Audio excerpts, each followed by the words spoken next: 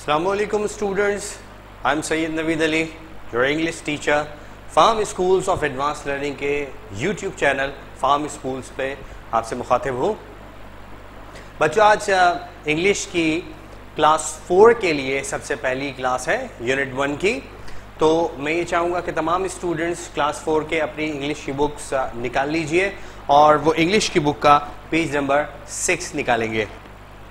Right, page number 6 जब आप निकालेंगे तो आप देखते हैं यूनिट 1 के पास ये यूनिट 1 के सामने एक हेडिंग लगी हुई है। वो हेडिंग है रियलिस्टिक स्टोरी। एक्चुअली ये स्टोरी का टाइटल नहीं है, ये स्टोरी का नाम नहीं है। ये जिस किस्म की स्टोरी इस यूनिट 1 में बताई जा रही है, नरेट की जा रही है, वो स्टोरी की टाइप है ये, यानी रियलिस्टिक स्टोरी। इसमें जो कोई भी स्टोरी सुनाई जा रही है, बताई जा रही है, that belongs to reality, that has happened in reality. Reality में ऐसा हुआ, ये स्टोरी की टाइप है। और एक्चुअली इस हेडिंग के नीचे बोर्ड पे आप देख सकते हैं इस स्टोरी का टाइटल है, जो कि है रशिंग रिवर, जो आपकी बुक के पेज नंबर 6 में रीडिंग वाली हेडिंग के नीचे रशिंग रिवर आपको दिखाई देगा। जो स्टोरी का राइटर है वो स्टोरी को सेट कर रहा है। आप देख सकते हैं किस तरह लेबल किया हुआ है उसने स्टोरी को। आप देख सकते हैं कि पेज नंबर 6 पर लेफ्ट साइड पे एक मार्जिन लगाया उसने, ठीक है, लिटिल बिट ग्रे रंग का एक मार्जिन लगाया हुआ, उस मार्जिन के साथ उसने लेबलिंग की हुई है। शुरू के पैराग्राफ के साथ उसने ग्रीन रंग के बॉक्स में लिखा ये इंट्रोडक्शन है, जिसके अंदर वो कैरेक्टर्स और स्टोरी को सेट कर रहा है, यानी किस जगह पे ये स्टोरी टेक प्लेस हुई है।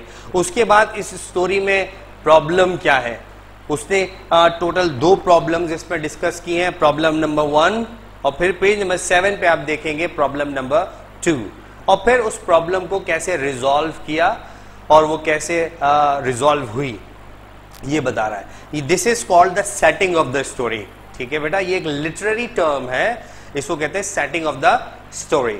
तो राइटर ने इस स्टोरी को किस तरह सेट किया है, पहले इंट्रोडक्शन, कैरेक्टर्स और ज्योग्राफी बताई कि किस जगह की ये स्टोरी है, कैरेक्टर्स क्या क्या है, उनको इंट्रोड्यूस किया। फिर प्रॉब्लम नंबर 1 का जिक्र हुआ, फिर प्रॉब्लम नंबर 2 का जिक्र हुआ, और फिर उस प्रॉब्लम की रिजोल्यूशन का जिक्र हुआ। राइट बच्चों, मैं इसको पढ़ना शुरू कर रहा हूं क्योंकि जो बातें स्पीकिंग और रीडिंग की हेडिंग में लिखी हुई थी उसको हमने डिस्कस कर लिया।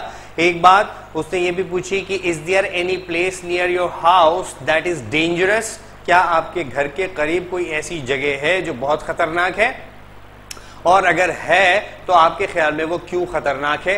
यू हैव टू थिंक, इसके बारे में आपने सोचना है, and you have to discuss with your siblings and with your parents also. इसको डिस्कस करना है उनके साथ कि वो जगह क्यों खतरनाक है और क्या खतरा उस जगह में है। ये राइटर ने आपको थिंकिंग करने के लिए एक पैरामीटर दिया। बेटा मैं इसको रीड करने लगा हूं रशिंग रिवर को। रशिंग रिवर का मतलब होता है, रशिंग का मतलब होता है तेज चलता हुआ, और रिवर का मतलब होता है दरिया, यानी तेज चलता हुआ दरिया। दूसरी बात, इस स्टोरी को इंटरप्रेट करने से पहले मैं आपको बताता चलूं, this is not a complete story, it is an extract. ये एक कंप्लीट स्टोरी का एक्सट्रैक्ट है, एक पार्ट है जो कि यहां पर in the middle of the story लेकर लिखा गया है। तो मैं रीड आउट करता हूं, इनमें कन्वर्सेशन भी है और कहीं कहीं राइटर सिचुएशन को एक्सप्लेन भी कर रहा है। रशिंग रिवर में सबसे पहला डायलॉग किसका है, let's see. No you can't go down to the river, तुम दरिया के पास नहीं जा सकते। Said mom in her strictest strictest का मतलब होता है सबसे सख्त, यानी मम्मी ने, मदर ने कहा अपने बच्चे से कि तुम दरिया के पास नहीं जाओगे, इंतहाई सख्त लहजे में। Do what you are told, वही करो जो तुम्हें कहा जाए। टोल्ड वॉइस यानी मम्मा ने यह कहा जो कुछ तुम्हें करने के लिए कहा जा रहा है वो करो, और दरिया के पास कतई तौर पे ना जाओ। अब राइटर एक्सप्लेन कर रहा है मम्मी ने मना क्यों किया। It had been raining all night, असल में पिछली रात पूरा वक्त बारिश होती रही। बिलाल न्यू, बिलाल जानता था that the river was close to bursting its banks. Bursting का मतलब होता है फट जाना, अपने किनारों से निकल जाना, अपनी हद से बाहर आ जाना। बैंक्स कहते हैं दरिया के किनारे को। क्लोज का मतलब तकरीबन होने ही वाला। तो बिलाल न्यू, बिलाल ये बात जानता था पूरी रात की बारिश हो जाने के बाद कि दरिया अपने किनारों से बाहर निकलने को है, निकलने ही वाला है। यानी इतना तेज दरिया बह रहा है सारी रात बारिश होने की वजह से कि अब वो अपने किनारों से बाहर आने को है। In the dry season, the river was small enough to jump over. जब गर्मियों का मौसम था, in the dry season, गर्मियों का मौसम, खुश्क साली का मौसम, सॉरी नॉट गर्मियों का मौसम, ड्राई सीजन कहते हैं खुश्क साली का मौसम, जिस वक्त बारिशें नहीं हो रही होती। वो अमूमन शदीद गर्मियों और शदीद सर्दियों का भी मौसम होता है।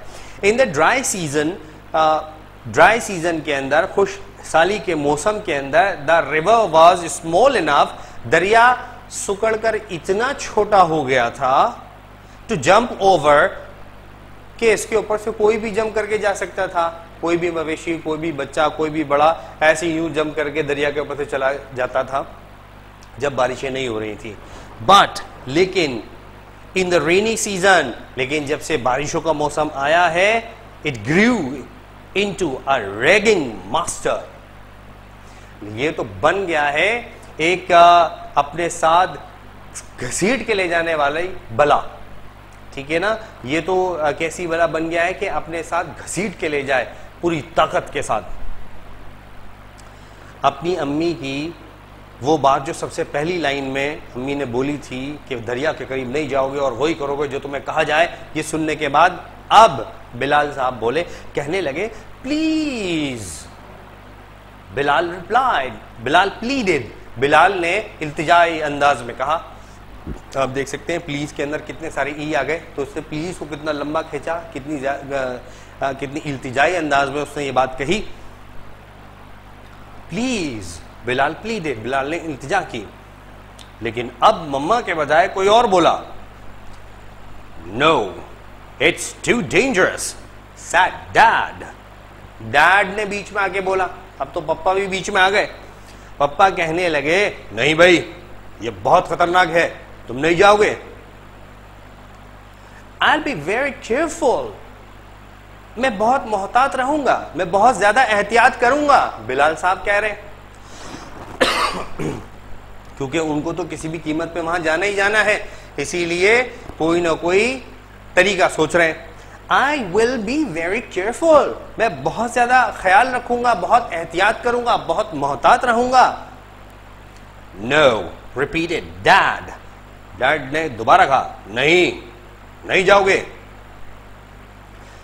If that river overflows, अगर ये रिवर अपनी हदों से बाहर आ गया, इट्स बैंक्स, अपनी किनारों से बाहर आ गया,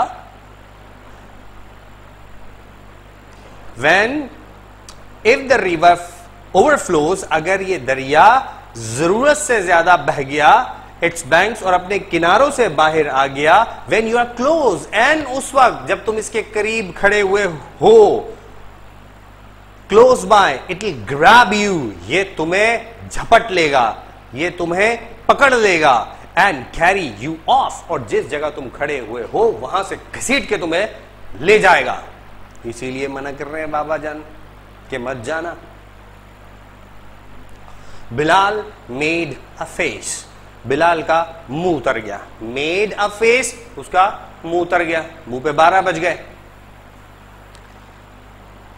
एंड वेंट आउटसाइड, और घर के बाहर जाकर बैठ गया. ही वॉज श्योर, उसे यकीन था that next day at school, जब वो अगले दिन स्कूल में जाएगा, he would be the only person, तो वही एक वाहिद शख्स होगा पूरे स्कूल में, who hadn't seen the river, जिसने दरिया को करीब जाके ना देखा हुआ होगा. वो जानता था कि उसके सारे दोस्त इस वक्त दरिया के करीब जाके उसे फील कर रहे होंगे, देख रहे होंगे और शायद एंजॉय भी कर रहे होंगे, जो कि बहुत खतरनाक है. That is very dangerous. इसीलिए उसका भी दिल चाह रहा था, क्योंकि सब अगले दिन दरिया को देखकर अपनी फीलिंग्स की स्टोरी सुना रहे होंगे. सिर्फ वो ही नहीं सुना पाएगा, क्योंकि मम्मी पापा ने मना कर दिया. वो जानता था कि सब जाएंगे. फ्रॉम द वैरेंडा, अपने घर के बरामदे से, वैरेंडा कहते हैं बरामदे को. फ्रॉम द वैरेंडा, अपने घर के बरामदे में से, बिलाल कुड हेयर, बिलाल सुन सकता था, द रिवर, दरिया की आवाज, रोरिंग, जो चिंघाड़ रहा था. दरिया जब अपनी फुल स्ट्रीम में होता है और एक्सट्रीम लेवल पे बह रहा होता है, तो फिर उसके करीब खड़े होकर कोई शख्स बात भी कर रहा हो ना, दो लोग आपस में एक जगह पे मौजूद हो और बात कर रहे हो, तो बहुत मुश्किल से एक दूसरे से वो बात कर पाएंगे, क्योंकि आवाज ही नहीं जाएगी, इतना जोरदार उसकी लहरों की आवाज होती है. Bilal could hear the river roaring, वो सुन रहा था दरिया की धाड़, दरिया की चिंगाड़. इट वॉजंट फार अवे, दरिया उसके घर से ज्यादा दूर न था. Surely he would be able to see it, यकीनन वो उसको देख सकता था. From the top of that big mango tree, उसके घर के करीब लगे हुए मैंगो के दरख्त की शाख पे बैठकर उसके दिमाग में एक आइडिया आया कि वो दरख्त जो लगा हुआ है, इसकी शाख पे बैठ जाऊं, थोड़ा सा ऊंचा हो जाऊंगा तो दरिया का मुझे सारा मंजर दिखाई देगा.